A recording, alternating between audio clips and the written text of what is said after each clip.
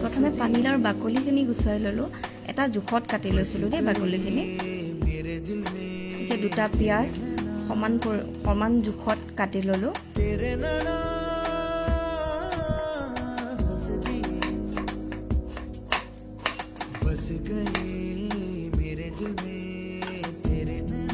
এতিয়া কুকাৰটো বহাই তাত তেল অলপ গৰম হ'বলৈ দি তেজপাত, শুকান জলকীয়া আৰু গোটা জিৰা অলপ দি ভালকৈ ভাজি ল'লোঁ।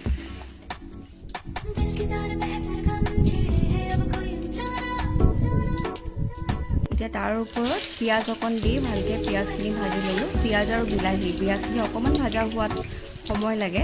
পিঁয়াজখিনি ভাজা হোৱাৰ পিছত বিলাহীখিনি এড কৰিলোঁ।